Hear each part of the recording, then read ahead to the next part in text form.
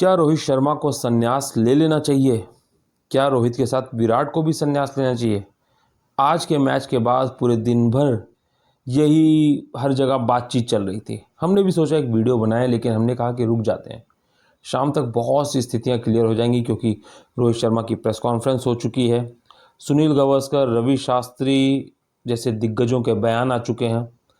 Fans भी अब mood बना चुके हैं, क्योंकि आज जो लब्बो लवाव देखा जाए ना, तो वो ये है कि रोहित शर्मा को तो संन्यास जरूर ले लेना चाहिए। हालांकि विराट के पास अभी एक आध साल और है। अब आप सोच रहे होंगे वो एक आध साल कैसे हैं, तो चलिए पहले उस पर चर्चा करते हैं, क्योंकि आज दिन सोचिए शब्द लड़खड़ा जा रहे हैं बोलते हुए अपने इन दिग्गज खिलाड़ियों के लिए। क्योंकि 2024 में जब T20 वर्ल्ड कप जीते थे ना रोहित शर्मा अपनी कप्तानी में, तो चाहे विराट हो, रोहित हो, जडेजा हो, इनको हम लेके अपने सिर का सरताज बना दिया था। इसमें सिराज भी शामिल है। लेकिन 2024 के ख़त्म होते होते आज इन्हीं दिग्गजों को लेकर हम ये साफ कह रहे हैं कि इन्हें टेस्ट से भी संन्यास ले लेना चाहिए। और ये केवल हम नहीं कह रहे, जितने भी दिग्गज खिलाड़ी हैं वो ये कह रहे हैं।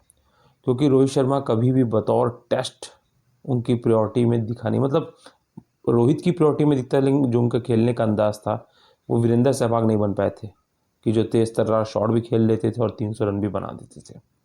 ऐसे में जब टीम में दिग्गज एक साथ, चाहे वो सौरव गांगुली की बात करें, वीवीएस लक्ष्मण की बात करें, वीरेंद्र सहवाग की बात करें, जो हम कहते भी हैं कि टॉप 5 जो अपने थे, राहुल द्रविड़ और सचिन तेंदुलकर, तो इनके हटने के बाद रोहित शर्मा के लिए जगह बनी और उस स्पेस के साथ विराट कोहली की कप्तानी में ठीक ठाक प्रदर्शन भी रहा। लेकिन बॉर्डर गावस्कर ट्रॉफी में जिस तरीके से हैरतअंगेज करीबन 5 पारियां हो चुकी हैं, पहले टेस्ट मैच में खेले नहीं थे, उसके बाद से दूसरे टेस्ट मैच से वापसी की थी, दूसरा टेस्ट मैच, तीसरा टेस्ट मैच, चौथा टेस्ट मैच, लगभग 5 से 6 पारियों में केवल 31 रन। औसत कहाँ है आप खुद समझ सकते हैं कि 6 पारियों में केवल 31 रन, उसमें भी 10 रन हाईएस्ट, जो कि हार का एक बड़ी वजह बना है।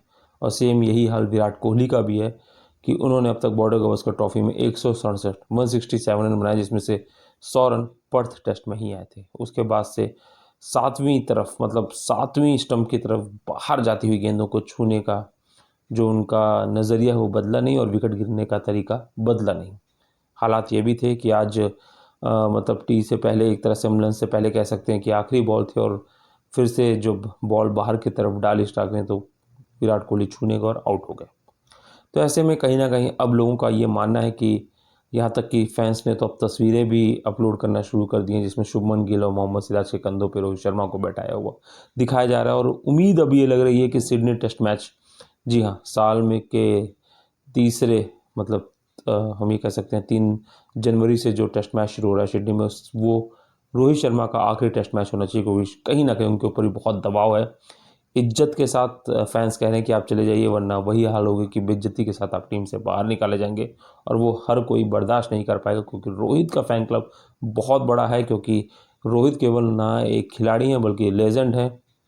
अब ऐसे में विराट कोहली के पास एक थोड़ा सा मौका ये है कि वो जिस तरीके के लेजेंड है, 122 के आसपास टेस्ट मैच खेल चुके हैं, उनका बैड पैच आ सकता है, लेकिन पर्थ का शतक उनको बचाते हुए आ रहा है। ऐसे में अगर सिडनी टेस्ट मैच में उनका स्कोर होता है और भारत किसी तरीके से टेस्ट मैच जीतता है, क्योंकि तब ऑस्ट्रेलिया बॉर्डर का उसको ट्रॉफी नहीं जीत पाएगी, 2-2 की इक्वलाइज़र पे रहेगा, ऐसे में ट्रॉफी भारत के साथ जाएगी। लेकिन अगर हार जाते हैं या ड्रॉ भी हो जाता है, तो विराट कोहली के लिए थोड़ी समस्याएं बढ़ेंगी, लेकिन अगर परफॉर्मेंस आ गई तो उनके ऊपर से सवाल थोड़ा सा हट जाएगा। हालांकि सवाल ये भी है कि अगर WTC फाइनल भारत नहीं पहुंचेगा, क्योंकि साउथ अफ्रीका वहां पहुंच चुका है, और बहुत मुश्किल है कि श्रीलंका ऑस्ट्रेलिया को हरा पाए। हालांकि क्रिकेट में कुछ भी नहीं कह सकता, लेकिन फिर भी भारत के चांसेस बहुत मुश्किल हो जाएंगे। ऐसे में अब जो नेक्स्ट टेस्ट चैंपियनशिप होगी वो 2027 में होगी, और तब तक 2 साल का जो ये साइकिल है उसमें शायद विराट कोहली भी फिट नहीं बैठते हैं। ऐसे में आपको क्या लगता है, विराट को संन्यास लेना चाहिए, रोहित को संन्यास लेना चाहिए या नहीं? कमेंट बॉक्स में अपनी राय जरूर साझा करें हमारे साथ।